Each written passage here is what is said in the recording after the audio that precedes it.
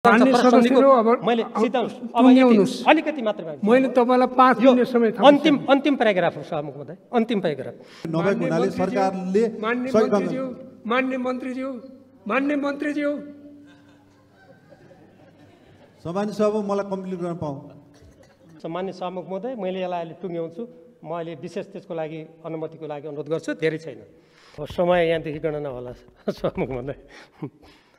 सम्मान्य सभामुख महोदय, माथिल्लो कर्णाली जलविद्युत आयोजना विकास सम्झौताको कार्यान्वयन र जलविद्युत आयोजनामा राष्ट्रिय हितको संरक्षण सम्बन्धी जरुरी सार्वजनिक विषयमा ध्यानाकर्षण प्रस्ताव प्रस्तुत गर्ने अनुमति चाहन्छु।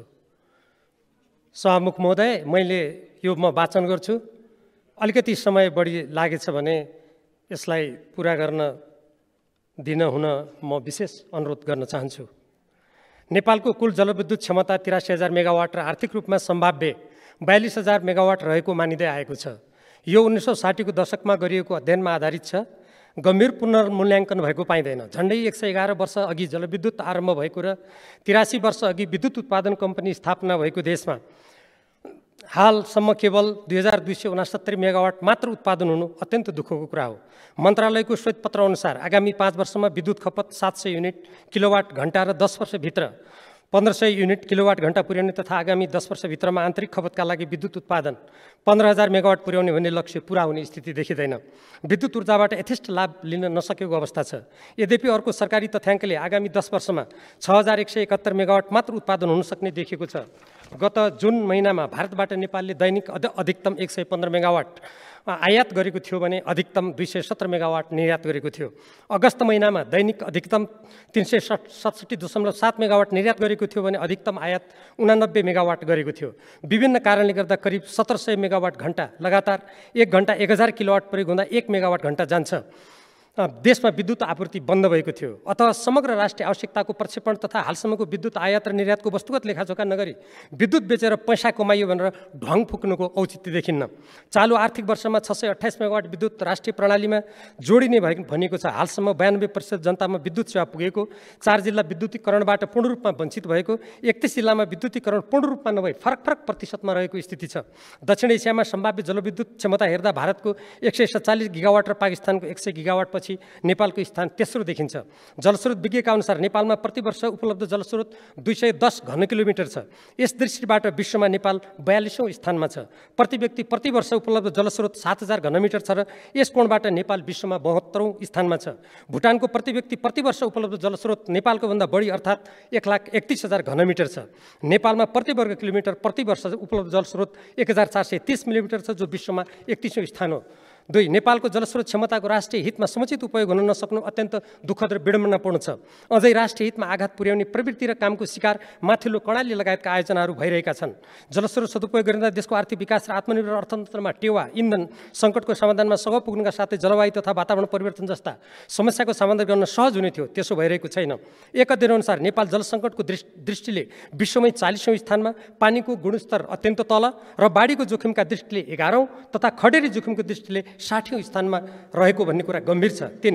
नेपालमा योजनाबद्ध विकासको प्रक्रिया आरम्भ भएपछि प्रथम पञ्चवर्षीय योजनामा 20 मेगावाट जलविद्युत उत्पादन गर्ने लक्ष्य राखेको थियो। नेपाल विद्युत संस्थान स्थापना भएको 60 वर्ष र विभिन्न संस्थागत चरण पार गरी विद्युत प्राधिकरण बनाइएको पनि 37 वर्ष भइसकेको छ। तर हालसम्म नेपालको जडित जलविद्युत क्षमता नेपाल विद्युत प्राधिकरणको उत्पादन 524 मेगावाट, प्राधिकरणका सहायक कम्पनी माथिल्लो तामाकोशी र चिलिमेको उत्पादन 538 मेगावाट र निजी क्षेत्रको उत्पादन 704 मेगावाट गरी जम्मा 1766 मेगावाट अर्थात् 1.76 गिगावाट छ।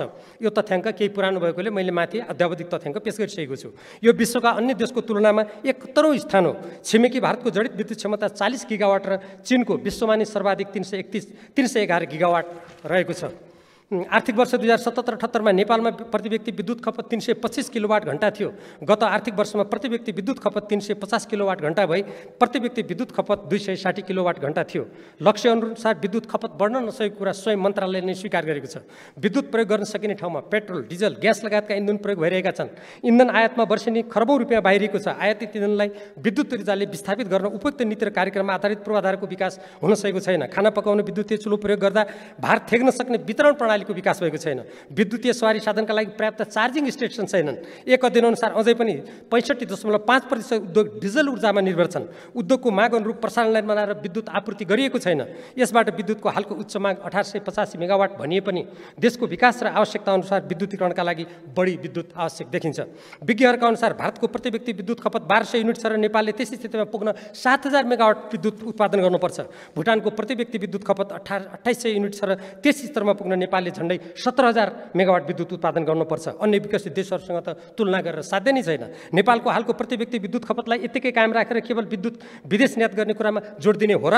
तीव्र औद्योगिकरण एवं उत्पादन, कृषिमा व्यापक सुधार, व्यवसायीकरण, सिँचाइ, खानेपानी, यातायात, स्वास्थ्य, शिक्षा र घरेलु प्रयोजनका लागि विद्युतको अधिकतम उपयोग गर्नु पर्दैन र? यसो नगरी संविधानमा उल्लेख भए चाहिँ समृद्ध र आत्मनिर्भर राष्ट्रिय अर्थतन्त्रको विकास कसरी हुन सक्छ? 4. 2043 सालतिर विश्व ब्याङ्कको ऋण सहयोगमा कर्णाली चिसापानी जलाशययुक्त जलविद्युत आयोजनाको सम्भाव्यता अध्ययनको सिलसिलामा माथिल्लो तट रामघाटमा कर्णालीको घुम्तीबाट तत्काल 240 मेगावाट विद्युत उत्पादन गर्ने र तुइनीकुना भन्ने स्थानमा करिब 260 मिटर अग्लो बाँध बनाई 4180 मेगावाट विद्युत उत्पादनका लागि जलाशययुक्त आयोजनाको प्रस्ताव गरिएको थियो। साथै तल्लो तटीय क्षेत्रमा अर्को जलाशययुक्त आयोजना एवं पानीको पुनर्सञ्चालन बाँध निर्माण गर्ने कुरा गरिएको थियो। पछि नेपाल विद्युत प्राधिकरणले उक्त आयोजनाबाट 300 मेगावाट विद्युत उत्पादनको सम्भाव्यता अध्ययन गरेको थियो। यही आयोजनालाई आजभन्दा 14 वर्ष अघि 2064 साल माघ 10 गते नेपाली काङ्ग्रेसका सभापति गिरिजाप्रसाद कोइरालाको प्रधानमन्त्रीत्व कालमा भारतीय जिएमआर संलग्न भारतीय, इटालियन र थाई सम्मिलित संयुक्त कम्पनीसँग समझदारी पत्र हस्ताक्षर गरिदियो। समझदारी पत्रमा जिएमआरलाई सबै कागजपत्र तथा 8 करोड रुपियाँ उपलब्ध गराउने सहमति गरियो। आयोजनामा नेपाल विद्युत प्राधिकरणको निःशुल्क 27% हिस्सा रहने तथा जिएमआर कम्पनीले सर्वेक्षण अनुमति पाएको 2.5 वर्षभित्र वित्तीय व्यवस्थापन र 4.5 वर्षमा आयोजना निर्माण गर्नुपर्ने प्रावधान राखियो। निर्धारित समयभित्र काम नभएमा समझदारी भङ्ग हुने भन्ने सहमति विपरीत 6 वर्षपछि पुनः 2070 साल मङ्सिर 21 गते अर्थात् डिसेम्बर 6, 2013 मा काम चलाउ चुनावी मन्त्री परिषदका अध्यक्ष खिलराज रेग्मीको पालामा लगानी बोर्डको संलग्नतामा कथित पूरक समझदारी पत्रमा हस्ताक्षर गरी आयोजनाबाट 500 मेगावाट बढी विद्युत उत्पादन गर्ने सहमति जनाई 7 सदस्यीय आयोजना विकास सम्झौता समिति बनाइयो। काम चलाउ चुनावी सरकारबाट उक्त रकम कसैको प्रभावको छायामा गरिएको प्रतीत हुन्छ। नेपाल सरकारले उक्त कम्पनीलाई सर्वेक्षण अनुमति दिएपछि 2067 सालको आरम्भ अप्रिल 2010 मा विस्तृत परियोजना प्रतिवेदन ऊर्जा मन्त्रालयमा बुझाइयो। 300 मेगावाटको भनी सार्वजनिक सूचनाद्वारा जिएमआर कम्पनीलाई दिएको माथिल्लो कर्णाली जलविद्युत आयोजनामा बिना सार्वजनिक सूचना 900 मेगावाट उत्पादन गर्ने स्वीकृति दियो। पहिले नै प्रस्तावित 4180 मेगावाटको आयोजनाको भविष्य के हुने बारेमा रहस्यमय मौनता साधियो। 5. नेपालको राजनीति अस्थिर हुनुका साथै शान्ति प्रक्रिया तथा नयाँ संविधान निर्माणको गम्भीर चरण तथा संविधान सभामा नयाँ संविधानबारे गम्भीर बहस भइरहेको बेला नेपालको संविधान घोषणा हुनु 1 वर्ष अगावै नेपाली काङ्ग्रेसका सभापति सुशील कोइराला प्रधानमन्त्री रहनुभएको समयमा 2071 साल असोज 3 गते अर्थात् 19 सेप्टेम्बर 2014 मा नेपाल सरकारको तर्फबाट लगानी बोर्डले जिएमआर माथिल्लो कर्णाली जलविद्युत कम्पनीसँग आयोजना विकास सम्झौता गर्यो। पहिलेको समझदारी पत्रमा उल्लेखित कतिपय शर्तहरू परियोजना विकास सम्झौतामा परिवर्तन गरेर नेपालको हित प्रतिकूल राखियो। एकातर्फ माथिल्लो कर्णालीबाट नेपालले 12% विद्युत निःशुल्क प्राप्त गर्ने आकर्षक प्रचार गरियो भने अर्कोतर्फ राष्ट्रिय प्रसारण लाइनमा जोडिने विद्युत आयोजनालाई दिने प्रति मेगावाट रु 50 लाख जिएमआर कम्पनीले सञ्चालन गर्ने निर्यातमुखी आयोजनालाई पनि दिने तथा विद्युत उत्पादनमा 10 वर्षमा कर छुट र त्यसपछि 5 वर्षमा 50% कर छुट दिने प्रावधान राखियो। उत्पादित विद्युतलाई राष्ट्रिय प्रसारण लाइनमा नजोडिने सहमति गरियो। स्मरण रहोस्, लगानी बोर्डको अध्यक्षता प्रधानमन्त्रीले गर्ने व्यवस्था छ। 6. सम्झौताको बुँदा नम्बर 3 को उपबुँदा 3.1.2 मा हस्ताक्षर भएको 24 महिनाभित्र वित्तीय व्यवस्थापन फाइनान्सियल क्लोज गरिसक्नुपर्ने र कम्पनीको काबु बाहिरको स्थिति उत्पन्न भएमा बढीमा 1 वर्षको म्याद थप्न सकिने प्रावधान छ। काबु बाहिरको स्थितिबारे पर्याप्त कारण लिखित रूपमा लगानी बोर्डलाई उपलब्ध गराउनुपर्ने बाध्यकारी व्यवस्था छ। बुँदा नम्बर 3 को 3.1.4 मा सम्झौता भएको 48 महिनाभित्र प्रसारण लाइन निर्माण सम्बन्धी वित्तीय व्यवस्थापन गरिसक्नुपर्ने र काबु बाहिरको स्थिति परेमा बढीमा 1 वर्ष म्याद थप्न सकिने प्रावधान छ। बुँदा नम्बर 3 को 3.1.9 मा 1 वर्षभित्र उत्पादित विद्युतको 44% निर्यात तथा अरू बाँकी बिक्रीको सम्पूर्ण योजना कम्पनीले बुझाइसक्नुपर्ने प्रावधान छ। यसको पालना नगरी समयावधि गुजारेमा सम्झौताको दफा 7.3 को उपदफा 734 अनुसार जिएमआरले प्रतिदिन प्रति मेगावाट रु 1389 नेपाललाई क्षतिपूर्ति दिनुपर्ने प्रावधान छ। सोही प्रावधानमा म्याद थप गरी आयोजना निर्माणको लागि दिइने अतिरिक्त समयावधि 4 वर्ष 6 महिनाभन्दा बढी हुने छैन भनिएको छ। तर सम्झौता भएपछि 93 महिना अर्थात् 7 वर्ष 9 महिना बिताएर जिएमआर कम्पनीले सम्झौताको उल्लङ्घन गरेको छ। यसो गरे बापत जिएमआरले कम्तीमा करिब 2 अर्ब रुपियाँ नेपाललाई क्षतिपूर्ति तिर्नुपर्ने हो। तर सरकार सम्झौता विपरीत जिएमआर कम्पनीकै स्वार्थ साधन गरिरहेको देखिन्छ। यसो गर्नु नेपालको राष्ट्रिय हित, स्वाभिमान, सम्झौता र कानुन विपरीत हुन्छ। 7. माथिल्लो कर्णाली जलविद्युत आयोजना अलपत्र पारेर 14 वर्षको समय खेर गएको मात्र होइन, आयोजनाको लागत समेत बढ्नेछ। नेपालका अति कम विकसित प्रदेश कर्णाली र सुदूरपश्चिममा रहेको तथा लागत र निर्माण दुवै दृष्टिबाट अत्यन्त राम्रो माथिल्लो कर्णाली जलविद्युत आयोजनामा नेपाली काङ्ग्रेसकै सभापति रहनुभएका प्रधानमन्त्रीले गरेको सम्झौता सोही दलका सभापति समेत रहनुभएका प्रधानमन्त्री शेरबहादुर देउवाले उल्लङ्घन गर्दा नेपालको हितमा आघात पुगिरहेको छ भने विदेशी कम्पनीको नाजायज स्वार्थ पूर्ति भइरहेको छ। भारतद्वारा प्रसारण लाइनमा कुनै सहमति नभई जिएमआर कम्पनीले कहिले बङ्गलादेशले विद्युत किन्ने सहमति जनाएको भन्दै भ्रम सृजना गर्ने र कहिले अनुमति पत्र अरूलाई बेच्ने प्रयास गर्दै आएको छ। हालै माथिल्लो कर्णाली आयोजनाको ठूलो हिस्सा इलेक्ट्रिसिटी द फ्रान्स भन्ने कम्पनीलाई जिएमआरले बेच्न सहमति गरी एउटा 5 तारे होटलमा भोजको आयोजना गरेको कुरा सार्वजनिक भएको छ। यसरी आयोजना बेच्ने अधिकार जिएमआरले कहाँबाट पायो? यो सम्झौताको ठाडो उल्लङ्घन हो। भारतसँग गम्भीर वार्ता र सहमति नगरी बङ्गलादेशमा विद्युत निर्यातको सहमति भयो भन्नु जनतालाई झुक्क्याउने चाल मात्र ठहरिन्छ। यसरी जिएमआर कम्पनीले माथिल्लो कर्णाली जलविद्युत आयोजनालाई निर्माण नगरी लामो समयसम्म ओगट्दै सम्झौताको उल्लङ्घन गरी नेपाललाई क्षति पुर्याउनुको साथै राष्ट्रिय हितमा आँच पुर्याएकोले सम्झौता तत्काल खारिज गरियोस्। उक्त आयोजनालाई जनसहभागिता र नेपाल सरकारको लगानीमा अगाडि बढाइयोस्। 8 नेपालको सबैभन्दा राम्रो र उत्पादित विद्युतको मूल्य तुलनात्मक रूपमा कम हुने माथिल्लो कर्णाली जलविद्युत आयोजनामा सम्झौता विपरीत वित्तीय व्यवस्थापनको म्याद फेरि थपिनु आपत्तिजनक छ। सम्झौता बमोजिम जिएमआरसँगको सम्झौता रद्द गरी उक्त आयोजनालाई अनिश्चयको भुमरीमा पर्नबाट जोगाइयोस्। नेपाल सरकार आफैले जनताको सहभागिता समेतबाट वित्तीय व्यवस्थापन गरी माथिल्लो कर्णाली आयोजनाको काम अघि बढाओस्। कुनै एउटा विदेशी कम्पनीका सामु नझुकी सम्झौताका शर्तहरू पालन गरी गर्न लगाई राष्ट्रिय हितको संरक्षण गरियोस्। साथै बुढी गण्डकी जलविद्युत आयोजना बिना प्रतिस्पर्धा चिनिया कम्पनीलाई दिएको भनेर सहमति रद्द गर्ने, तर पश्चिम सेती बिना प्रतिस्पर्धा भारतीय कम्पनीलाई सुम्पने दोहोरो मापदण्डबाट नेपाललाई पर्न सक्ने असरप्रति ध्यान दिइयोस्। 9 2071 साल साउन 9 र 10 गते अर्थात् जुलाई 25 र 26 मा काठमाडौँमा सम्पन्न नेपाल भारत संयुक्त आयोगको बैठकको निर्णयको बुँदा नम्बर 55 मा माथिल्लो मर्स्याङ्दी जलविद्युत आयोजना अगाडि बढाउने भन्ने सहमति विपरीत जिएमआर कम्पनीले आयोजनालाई 3 अर्ब रुपियाँमा चिनिया कम्पनीलाई बेचेर नेपालमाथि थप अनावश्यक व्यवहार थोपर्ने काम गरेको तथ्य यतिखेर स्मरणीय छ। माथिल्लो तटीय राष्ट्र नेपालमा बनाइने बाँध वा जलाशयुक्त परियोजनाबाट विद्युत निकाल्ने मात्र नभई तल्लो तटीय भारतले सिँचाइ वा खानेपानीमा लिने लाभको समेत हिसाब गर्नुपर्छ। प्रधानमन्त्री देउवाले भारत भ्रमणको बेला भारतीय जलस्रोतले अगाडि सारेको जलविद्युत सहयोगबारे दूरदृष्टिमा हस्ताक्षर गरी नेपालको जलस्रोत केवल जलविद्युत उत्पादनको लागि मात्र भएको भन्ने अर्थ लाग्न सक्ने हुँदा नेपालको जलाशययुक्त जलविद्युत आयोजनाको बादमा सङ्कलन हुने पानी तल्लो तटीय देश भारतले हिउँदको समयमा खानेपानी र कृषिका लागि प्रयोग गर्दा नेपालले पाउनुपर्ने मूल्यको हिसाब गर्नुपर्ने गरी नेपाल सरकारले वार्ता गर्नुपर्छ। प्रस्तावित 700 मेगावाट 750 मेगावाट पश्चिम सेती सम्मान्य सभामुख महोदय, मैले यसलाई अहिले टुङ्ग्याउँछु। म अहिले विशेष त्यसको लागि अनुमतिको लागि अनुरोध गर्छु, धेरै छैन। प्रस्तावित 750 मेगावाट पश्चिम सेती जलाशययुक्त जलविद्युत परियोजनालाई 2069 साल जेठ 13 गते लगानी बोर्डको मातहतमा ल्याइएपछि 400 केबी क्षमताको 150 किलोमिटर प्रसारण लाइन निर्माण गर्न भारतबाट ऋण लिने तथा 450 मेगावाट क्षमताको सेती नदी 6 मा पनि बिना प्रतिस्पर्धा भारतलाई नै दिने निर्णय सरकारले गरेको छ। परियोजनाको निर्माण गर्दा बजाङको देउरा बजार सहित माथिल्लो तटीय क्षेत्र डुबाउन पर्ने देखिन्छ, तर तल्लो तटीय भारतले लिने लाभको कुनै हिसाब गरिएको छैन। यहाँ आयोजना भारतका प्रधानमन्त्री नरेन्द्र मोदी गत महिना लुम्बिनी भ्रमणमा आउनुभएको बेला भएको सहमति अनुरूप NHPC national hydro electric power कर्पोरेसनको जिम्मा लगाइएको भनिएको छ। भारत सरकारको वा उसले चाहेको कम्पनीको लगानी बाहेकका देश र कम्पनीले निर्माण गरेको जलविद्युत आयोजनाको विद्युत भारतले नकिन्ने नीति प्रकारान्तरले गठबन्धन सरकारले स्वीकार गर्नु राष्ट्रिय स्वतन्त्रता, सार्वभौमसत्ता र हित विपरीत छ। यस्तो गलत सहमतिबाट नेपाल बाहिर आउनुपर्छ, अन्यथा नेपालले स्वतन्त्र राष्ट्रका रूपमा जलविद्युत उत्पादन र बिक्री गर्न नसक्ने खतरनाक स्थिति उत्पन्न हुन सक्छ। पश्चिम सेती जलाशययुक्त जलविद्युत आयोजनाले विद्युत सँगसँगै वर्षातमा बाढी नियन्त्रण हिउँदमा थप पानी उपलब्ध गराउँछ। यस परियोजनामा करिब 195 मिटर अग्लो बाँधको जलाशयले नेपालको झण्डै 2000 हेक्टर जमिन सधैँ डुबाउन पर्छ। वर्षातको पानी सञ्चय गरी सालाखाला 100 क्युमेक्स घनमिटर प्रति सेकेन्ड पानी हिउँदमा उपलब्ध गराउँछ। उक्त पानी कर्णाली नदी हुँदै भारतीय भूमिमा सिँचाइको लागि पानीको खाँचो भएको याममा पुग्छ। यस्तो पानी सित्तैमा भारतलाई दिन मिल्दैन र नेपालले त्यसको मूल्य पाउनुपर्छ। यसो गर्नु अन्तर्राष्ट्रिय कानुन र अभ्यास सम्मत हुन्छ। पश्चिम सेती आयोजनाको तल्लो तटीय क्षेत्रमा नेपालभित्रै रानी जमरा कुलेरिया सिँचाइ आयोजना पनि भएकोले पश्चिम सेतीको बाँधले नियमन गरेको पानी यही प्रयोग गर्न सकिन्छ भन्ने तर्क पनि आउन सक्छ।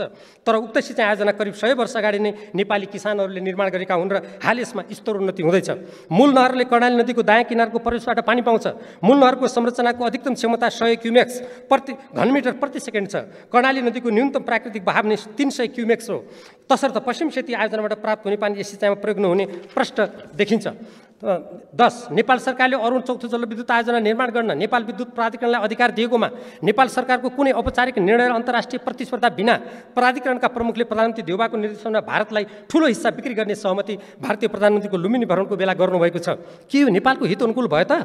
एकातर्फ देशले वर्षमा 800 मेगावाटसम्म भारतबाट विद्युत ऊर्जा प्रति युनिट 32 रुपियाँसम्म खर्च गरेर किन्ने तथा महँगोमा विद्युत आयात गर्ने, सस्तोमा निर्यात गर्ने, अर्कोतर्फ देशमा विद्युत ऊर्जाको मध्यकालीन र दीर्घकालीन आवश्यकताको वस्तुगत लेखाजोखा एवं प्रक्षेपण नगरी विद्युत ऊर्जा बढी भएको हल्ला फिजाएर देशका रणनीतिक महत्त्वका नदीनालाहरू विदेशीको हातमा सुम्पने गलत नीति परित्याग गरियोस्। देशका लागि वर्तमान र भविष्यको यथार्थ आवश्यकतालाई प्राथमिकता दिइयोस्। 2071 साल साउन 9 देखि 11 गते अर्थात् जुलाई 25 देखि 27 2014 मा तत्कालीन भारतीय विदेश मन्त्री सुषमा स्वराजको भ्रमणको बेला जारी संयुक्त वक्तव्यको बुँदा नम्बर 17 मा पञ्चेश्वर बहुद्देश्य योजनाको विस्तृत परियोजना प्रतिवेदन बनाउने भनेको थियो, तर अहिलेसम्म बनेको छैन। 2052 साल माघ 29 गते भएको महाकाली नदीको एकीकृत विकास सम्बन्धी सन्धि भएको 26 वर्ष भयो। 10 वर्षमा पुनरावलोकन गर्ने भन्ने प्रावधान छ, तर सन्धिको मैले अलिकति मात्र मैले तपाईलाई 5 मिनेट समय अन्तिम प्याराग्राफ हो सभामुख महोदय, अन्तिम प्याराग्राफ। नदीको एकीकृत विकास सम्बन्धी भएको 26 वर्ष भयो। 10 वर्षमा पुनरावलोकन गर्ने भन्ने प्रावधान छ, तर सन्धिको न पुनरावलोकन भएको छ न सन्धि अनुसार काम नै भएको छ। उल्टै गठबन्धन सरकारका प्रधानमन्त्री शेरबहादुरबाट पश्चिम सेती र सेती 6 बिना प्रतिस्पर्धा भारतीय कम्पनीलाई सुम्पने काम गरिएको छ। यस सम्बन्धमा राष्ट्रिय हितलाई सर्वोपरि राख्दै निर्णयको दुविधाको अन्त्य गरियोस्। 12 हाल देशका विभिन्न भागमा अघोषित रूपमा विद्युत आपूर्ति कटौती गर्ने गरिएको छ। कर्णाली प्रदेश र सुदूरप्रदेश लगायतका पिछडेका स्थानहरूमा विद्युत आपूर्ति झनै अनियमित छ। जनतालाई शास्ति छ। उदाहरणको लागि कर्णाली प्रदेशमा जम्मा 45% जनसङ्ख्याको मात्र विद्युतमा पहुँच रहेको तथा हुम्ला र डोल्पामा विद्युत प्रसारणलाई नजोडेको स्थिति लिन सकिन्छ। उद्योग धन्दा चलाउन त कुरै झनै कठिन छ। अन्तिम वाक्य नेपालको संविधानको धारा 279 मा रहेको सन्धि वा सम्झौताको अनुमोदन, सम्मेलन, स्वीकृति वा समर्थन सम्बन्धी प्रावधानलाई निष्क्रिय तुल्याइएको छ। जलाशययुक्त आयोजनाबाट उत्पादित विद्युतका साथै सुक्खायाममा अतिरिक्त पानी पनि पाइन्छ। पानी प्राकृतिक स्रोत भएकोले यस सम्बन्धी क्षमता दुवै सदनको 2/3 बहुमतले संसदबाट नै पारित हुनुपर्छ। अतः नेपालको संविधान अनुसार विदेशसँग गरिने सन्धि सम्झौताको अनुमोदन, सम्मेलन, स्वीकृति वा समर्थनका सम्बन्धमा संघीय कानुन बमोजिम हुने भनेकोले तुरन्त यो कानुन ल्याइयोस्। यस्तो संवैधानिक प्रावधान नेपाल जस्तो संवेदनशील भूराजनीतिक अवस्थितिमा रहेको देशमा प्राकृतिक स्रोतहरूको सदुपयोग देशको हितमा हुन सकोस् भनेर नै गहन छलफल प्रस्ताव संविधानमा राखेको सबैले स्मरण गरौँ।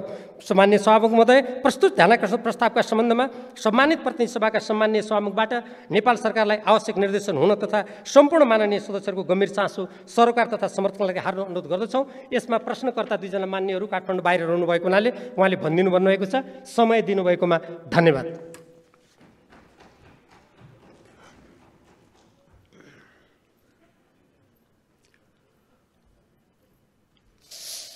माननीय सदस्यहरू, अब माननीय ऊर्जा, जलस्रोत तथा सिंचाई मन्त्री श्री पम्फा भूषाललाई उक्त ध्यानाकर्षणको सम्बन्धमा जवाफ दिन अनुमति दिन्छु।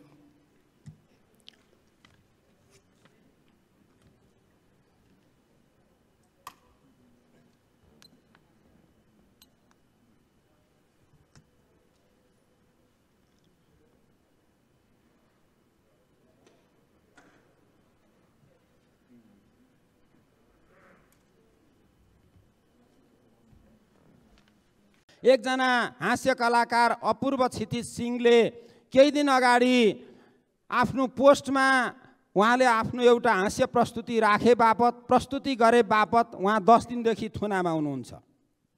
हुन त यो मुलुकमा मन्त्रीलाई यसो कर्के नजर लगाएर हेऱ्यो भने पनि सुरक्षा गार्डहरू पक्राउ पर्ने देश हो। अहिले त्यो खालका मन्त्रीज्यूहरू सत्तामा आसीन हुनुहुन्छ। अब भनौँ भने के भनौँ, मन्त्रीज्यूलाई अलिकति आलोचना गर्यो भने पनि पक्राउ पर जाने स्थिति छ।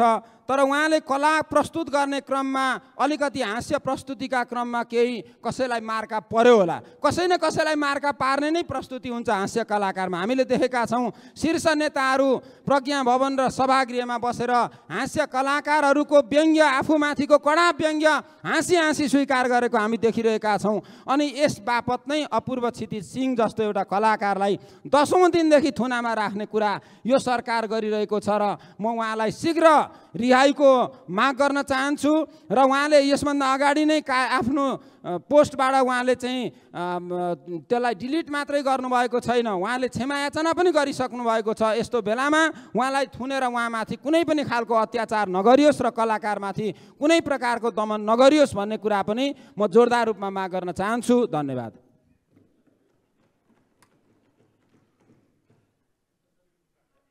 माननीय श्री समिना हुसेन, समय 3 मिनट। सम्माननीय सभामुख महोदय, मधेसी र किसानका छोराछोरीहरूले चाहिँ पढ्न लेख्न पाउँछन् कि पाउँदैनन्? सम्माननीय सभामुख महोदय, यो 21औं शताब्दीमा आएर पनि किसानहरू जहिले पनि आफ्नो खेत र आफ्ना बारीमाथि निर्भर भएर बसेका किसानहरू अहिले यो विभिन्न यो कोभिड लगायतका विभिन्न नेपालका समस्या र यो ग्लोबल वार्मिङकै कारण चाहिँ उहाँहरू खेतीमा चाहिँ खेतीको उत्पादनमा पछाडि परे पनि आफ्नो खेत चाहिँ बेचेर हुन्छ कि आफ्नो खेतलाई चाहिँ ब्याङ्कमा धितो राखेर हुन्छ कि कसरी हुन्छ आफ्नो छोराछोरीलाई पढाउने जमर्को गरिरहेको बेलामा चाहिँ उहाँहरूले चाहिँ न ऋण पाउने न कुनै किता काट गरेर चाहिँ आफ्नो खेतै बेचेर पनि आफ्नो छोराछोरीलाई पढाउन नसकिरहेको अवस्था चाहिँ मधेसमा चाहिँ देखा परेको छ। सम्माननीय सभामुख महोदय, यो समस्याको समाधान गर्ने सरकारको जिम्मेवारी हो कि होइन?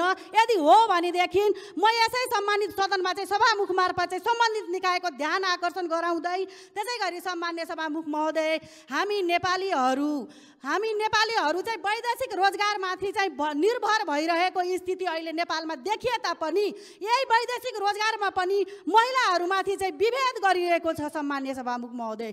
जबकि संविधानमा चाहिँ रोजगारको समान हकको व्यवस्था भए तापनि महिलाहरूलाई विभेद गरेर चाहिँ अहिले चाहिँ विदेश जाने काममा चाहिँ वैदेशिक रोजगारको लागि चाहिँ महिलाहरूलाई रोकिएको छ सम्माननीय सभामुख महोदय। बहाना जेसुकै बनाएर भए पनि रोकिएको छ। बहाना जेसुकै बनाएर भए पनि उहाँहरूलाई चाहिँ विदेश जान रोकिएको छ।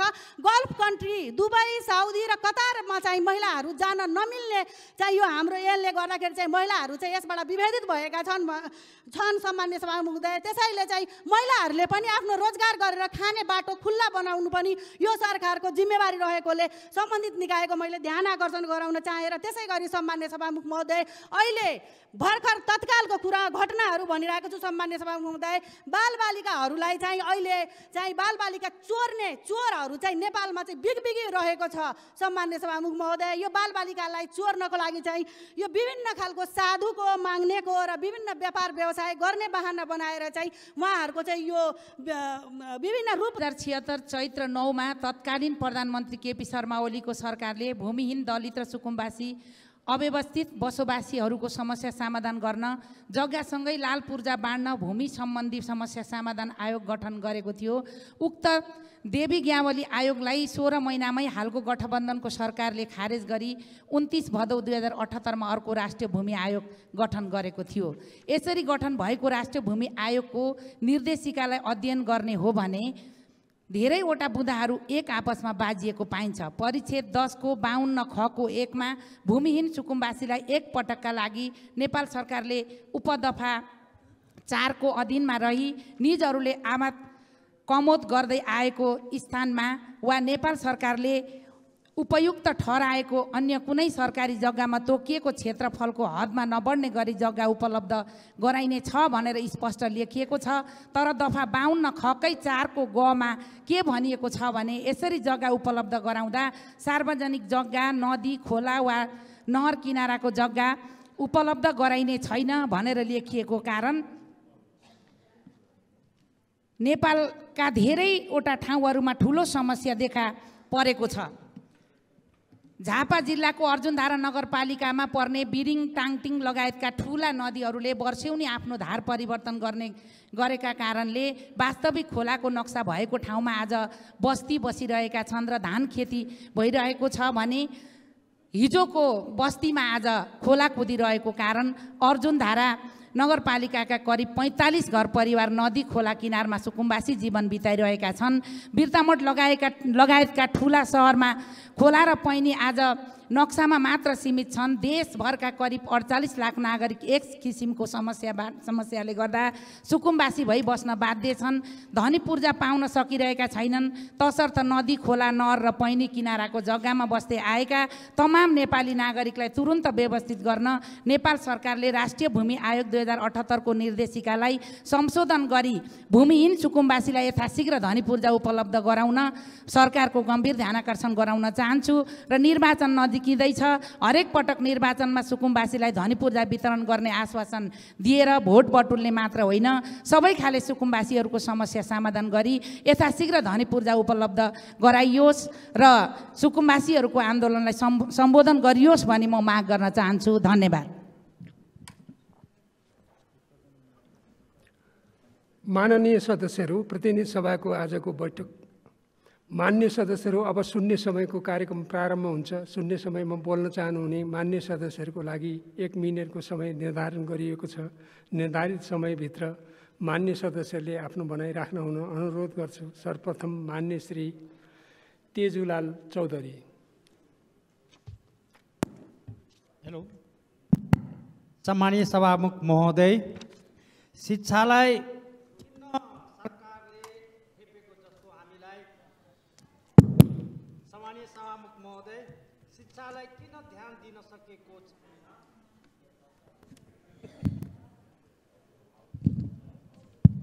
सम्मानीय सभामुख महोदय, शिक्षालाई सरकारले किन ध्यान दिन सकेको छैन? भर्खर 12 क्लासको रिजल्ट भएको छ। 12 क्लासको रिजल्टमा जम्मा 41% रिजल्ट भएको छ। एकातिर रिजल्ट पनि र समुदाय स्कुलहरूको धेरै स्कुलहरूको नन ग्रेडहरू आएको छ। त्यसमा किन भइराखेको छ सरकारले म ध्यान दिन आग्रह गर्न चाहन्छु। साथै शिक्षक कर्मचारीहरूको सबैको तलब बढ्छ, सबैतिर तलब बढ्छ र विद्यालयको कर्मचारीहरूको तलब किन बढ्न सकेका छैन, सौताको व्यवहार किन गरिरहेको छ, एकातिर पनि ध्यान दिन आग्रह गर्न चाहन्छु।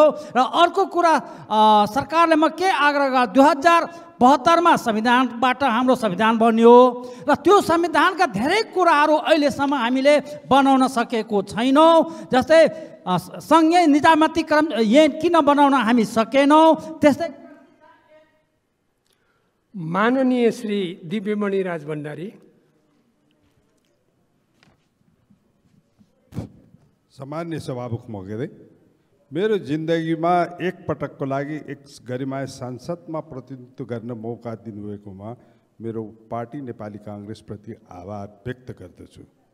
यस कार्यकालमा 8 दिन गैल भई बाँकी समय उपस्थिति भई क्रियाशील कार्य गर्न पाएकोमा म बहुत खुसी छु। जनताको आकाङ्क्षा अनुसार सबै कार्य गर्न नपाएकोमा क्षमा याचना गर्दछु। यस संसदमा मेरो सकारात्मक कार्यमा सहयोग गर्नुहुने सम्मान्य सभामुख लगायत सबै मान्य मित्रहरूमा कृतज्ञता टक्राउँछु। सचिवालय र नेपाल सरकारका सबै साथीहरूलाई धन्यवाद दिन्छु। आफ्नो जिम्मेवारी पुर्याउँदा केही गल्ती भएको छ भने सबैसँग म क्षमा माग्दछु। सबै मित्रहरूको भविष्यको लागि सफलताको लागि शुभकामना दिन्छु। विकासका फुल फुलाउँ, सबैलाई खुसी राखौँ। माननीय श्री देवप्रसाद तिमल सेना। सम्मानीय सभामुख महोदय, अहिले देशैभरि 72वटा जिल्लामा डेङ्गुको ठुलो बिरामीको सङ्ख्या दिन प्रतिदिन बढ्दै गएको अवस्था छ। 3 जनाको मृत्यु भइसकेको अवस्था छ र डेङ्गु रोगीहरूलाई निःशुल्क बिरामीलाई निःशुल्क उपचार गर्न सरकारले व्यवस्था गरोस्। र अर्को तराईतिर अत्यन्त विपन्न परिवारका मानिसहरू डेङ्गु रोगबाट पीडित छन्, बिरामी छन्, उनीहरूको झुल छैन। झुलको व्यवस्था सरकारले यथाशीघ्र झुलको व्यवस्था त्यो गरिबका रेखामुनि भएका विपन्न परिवारलाई झुलको व्यवस्था सरकारले गरियोस्। र अर्को अहिले तराईमा किसानहरूले खाद छर्न नपाएर छटपटी राखेको अवस्था छ। दिनमा 100 देखि 200 फोन आउँछ, खाद कहिले पाउँछ, खाद कहिले पाइन्छ। हामी त्यसैमा बेचैन छौँ। सम्मानीय सभामुख महोदय, यो खादको व्यवस्था सरकारले यथाशीघ्र छिटोभन्दा छिटो, यो विषयमा हामीले पटक पटक कुरा उठाउँदै पनि आएको, कार्यान्वयन नभएको हुनाले सरकारले। माननीय श्री नरमाया ढकाल।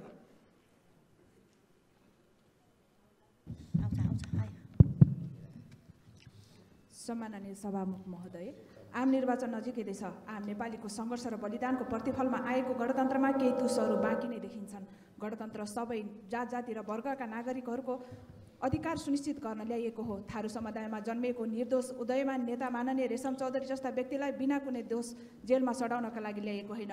निर्वाचन सेटिङ गरेर मात्रै जित्ने अवस्थामा पुगेका राजनैतिक दलहरूका लागि चुनौती दिएका छन्। गत निर्वाचनमा 35,000 जनताले मत दिए संसदमा पठाएका व्यक्तिको नाममा भोलि त्यो 35,000 बढेर 35 लाख पुग्दा त्यो 35 लाखमा यही संसदमा भएका कयौँ व्यक्ति पनि गणनामा परेला पनि। सभामुख महोदय, रेशम चौधरीलाई दोषी करार गरेर जेल पठाउने अदालतको फैसलाको बारेमा त केही भन्न चाहदिनँ, तर यही संसदले महाभियोग लगाएका प्रधान न्यायाधीशले न्यायालय निष्पक्ष छैन र कतिपय न्यायाधीशहरू राजनैतिक नेताहरूका प्रभावमा परेर फैसला गर्दछन् भनेर संसदीय समितिमा बोलेको कुराले नै धेरै कुरा बोलेका छन्। जनताले पत्याएको व्यक्ति जो निर्दोष छ र जसका विचार र नेतृत्वमा देशमा लहरै आइरहेको सन्दर्भमा उसलाई जेलभित्रै राखेर निर्वाचन गरिरहनु कतिको न्यायसङ्गत होला र त्यसैले निर्वाचन अगावै उहाँको रिहाइका लागि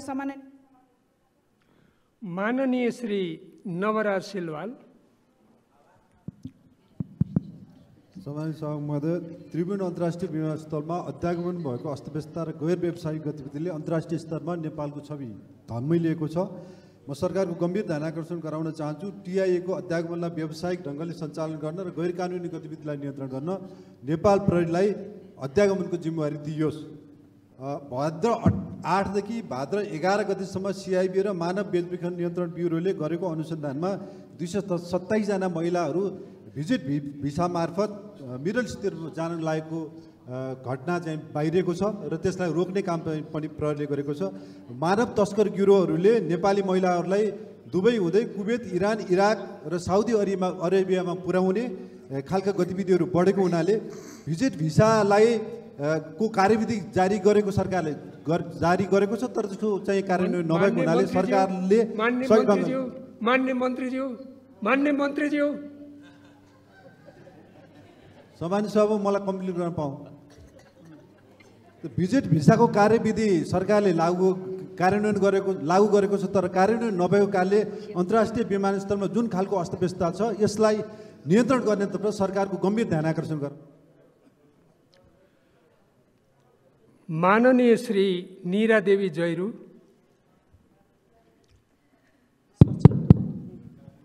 सम्माननीय सभामुख महोदय, म फेरि एकपटक नागरिकताको विषय यस सम्मानित सदनमा भन्न चाहन्छु।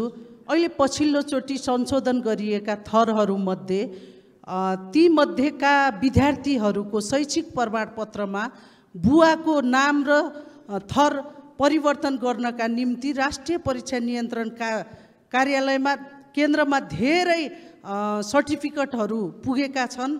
उहाँहरूले गृह मन्त्रालय र सम्बन्धित जिल्लाको सिडिओले सिफारिस गरेपछि मात्र हामी पाउँछौँ भन्नुभएको छ। मैले सम्मान्य सभामुख महोदय मार्फत गृह मन्त्रालयलाई सम्बन्धित विद्यार्थीहरूको नागरिकतामा थर संशोधनका निम्ति निर्देशन गरिदिन हुन अनुरोध गर्न चाहन्छु। यसै गरी चितवनको रत्ननगरमा रहेका सुकुम्बासी बस्तीका बच्चाहरूलाई एडवान नेपाल सामाजिक संस्थाले पठन पाठन र गाँसबासको व्यवस्था गरिरहेको छ। गणतन्त्र माननीय श्री पद्मनारायण चौधरी।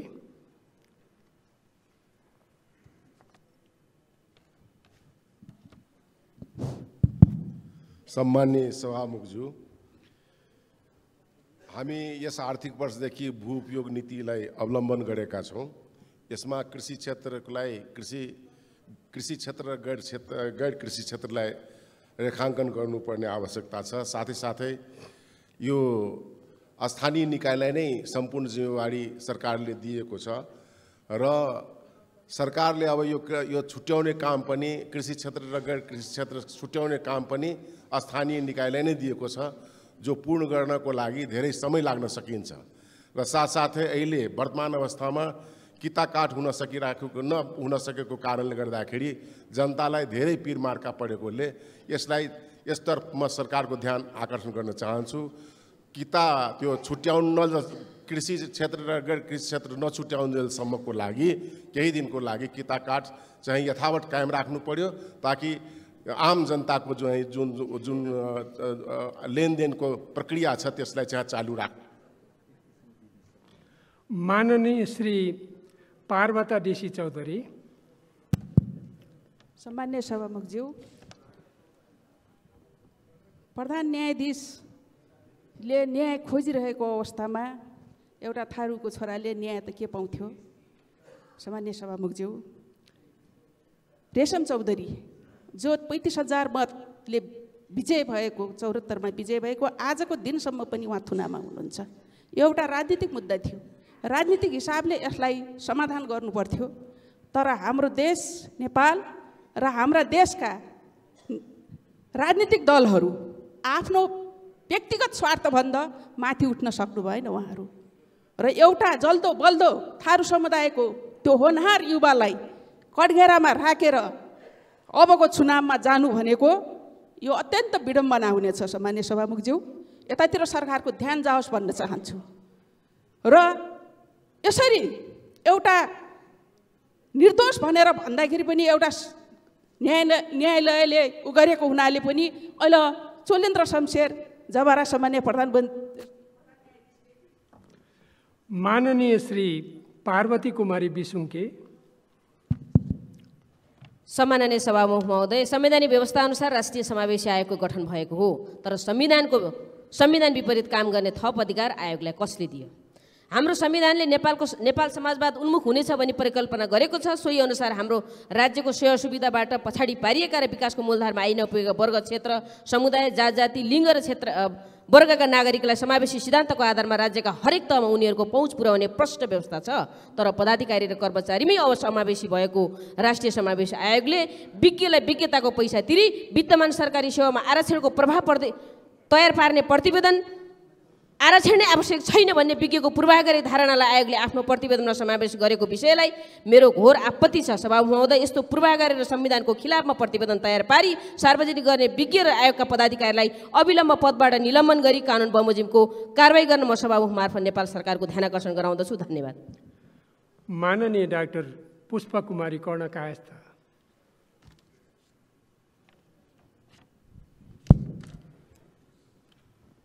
सम्माननीय सभामुख महोदय, प्रतिनिधि सभा नियमावली 2075 को नियम 15(1) अनुसार हामी सांसदहरूले आवश्यक समसामयिक र महत्त्वपूर्ण विषयबारे शून्य तथा विशेष समयमा आफ्नो विचार सदनमा प्रस्तुत गर्ने गरेका छौँ।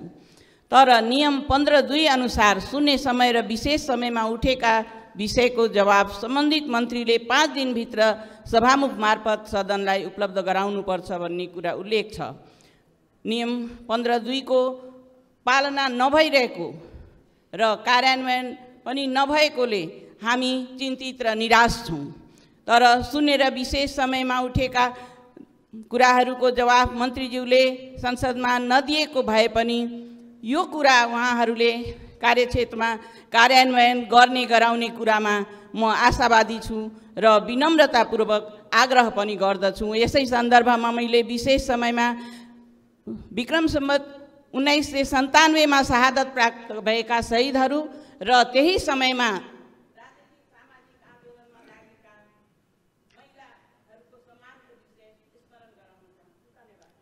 माननीय श्री प्रकाश मानसिंह।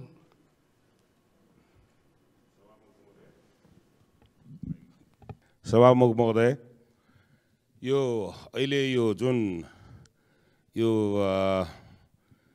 यो हैजादेखि लिएर यो चाहिँ जुन अहिले यो डेङ्गु लगायतका रोगहरूको म सरकारको ध्यान आकर्षण गर्न चाहन्छु। यसलाई चाहिँ प्रभावकारी तवरले चाहिँ नियन्त्रण गर्नु पर्यो र अर्कोतिर दसैँ लगायत ठुलै चाडपर्वहरू चाहिँ नजिकिँदै गर्दाखेरि बजारको यो चाहिँ जुन अनुगमन र मूल्यको चाहिँ नियन्त्रण गर्नुको लागि सभामुख मार्फत सरकारको ध्यान आकर्षण गर्न चाहन्छु। धन्यवाद।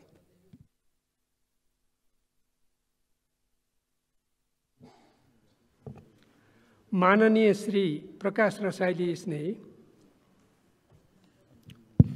सम्माननीय सभामुख महोदय, गत वर्ष सरकारले सिटिभिटीमा आबद्ध 121वटा कलेजहरूलाई 18 महिने स्वास्थ्य अध्ययन कार्यक्रम खारेज गरेर 3 वर्षे डिप्लोमा कार्यक्रम सुरु गर्ने निर्णय गर्यो।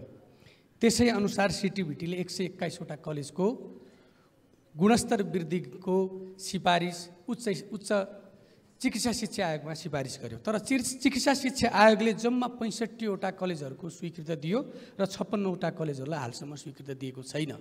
चिकित्सा शिक्षा आयोगलाई कलेजहरूका सञ्चालकहरूले सोध्दै गर्दाखेरि हामीलाई समय नभएका कारणले दिएनौँ भनेर भन्यो। चिकित्सा शिक्षा आयोगलाई 56वटा कलेजको पनि स्वीकृति दिनु भनेर संसदीय समितिले पनि निर्देशन दियो र अदालतले पनि उहाँहरूलाई निर्देशन दियो। तर यसका पछाडि 56वटा कलेजहरूलाई नदिनुका पछाडि के रहस्य हो, शिक्षा मन्त्रीको म गम्भीर ध्यान आकर्षण गराउँछु। त्यसै गरी जो 56वटा कलेजहरूको स्वीकृति नदिएर नेपाली विद्यार्थीहरू विदेश पढ्न जान सक्ने अवस्था, अरबौँको लगानी समाप्त हुने अवस्था। माननीय श्री पर्मिला राई, सम्माननीय सभामुख महोदय, समावेशी र समानुपातिक सहभागिता सिद्धान्तका आधारमा राज्यको हरेक निकायमा महिलाहरूको समानता समान सहभागिताको कुराहरूको प्रावधान भए तापनि व्यवहारमा त्यो हुन सकेन। सभामुख महोदय, आज मङ्सिर 4 गते चुनावको घोषणा भइसक्यो। विभिन्न पार्टीहरूले आफ्नो आफ्नो नाम क्षेत्र जिल्लाबाट सिफारिस भएर आउने क्रमहरू जारी भए। त्यहाँ कुनै कतै पनि महिलाको नामहरू समावेश देखिँदैन। कहीँ कतै एउटा दुईटा देखिन्छ, तर त्यो पनि सम्भावना छैन। आज यत्रो ठुलो आन्दोलनले, महिलाहरूको आन्दोलनले महिलाको हक अधिकारको बारेमा महिलाहरूले आफ्नो ज्यान शहादत गरे र आफ्नो प्रतिनिधित्वको बारेमा 33% प्रत्यक्ष र समानुपातिकमा गरेर महिलाहरूले पाउनुपर्छ भनेर एउटा जरुरी सार्वजनिक महत्त्वको विषय पनि हामीले यहाँ पेश गर्छौँ।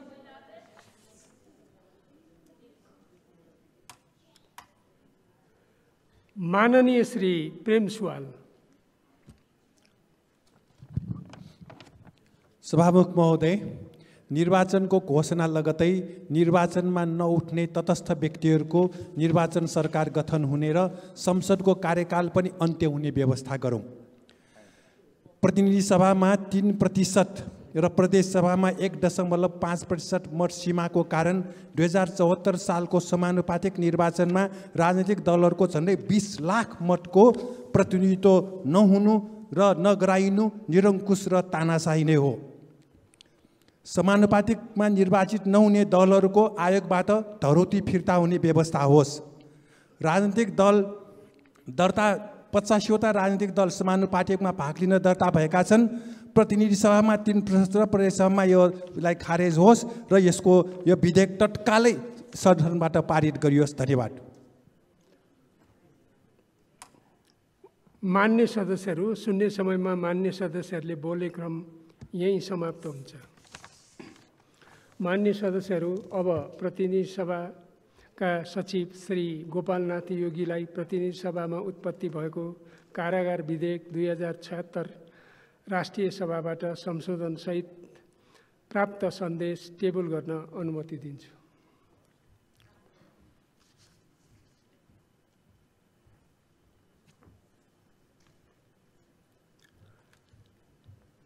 मान्य सदस्यहरू, अब प्रतिनिधि सभा नियमावली 2075 को नियम 72 बमोजिम ध्यानाकर्षण प्रस्तावका प्रस्तावक मान्य डाक्टर भीमबहादुर रावलले माथिल्लो कर्णाली जलविद्युत आयोजना विकास सम्झौताको कार्यान्वयन गराउन तथा जलविद्युतको धनी राष्ट्र नेपालमा रहेको जलस्रोत क्षमताको राष्ट्रिय हितमा प्रयोग हुने गरी संरक्षण र सम्वर्धन गर्न आवश्यक भएकोले भन्ने सम्बन्धी सार्वजनिक महत्त्वको विषयमाथि मान्य ऊर्जा जलस्रोत तथा सिंचाई मन्त्रीको ध्यानाकर्षण गराउन अनुमति दिन्छु। समय 10 मिनेट।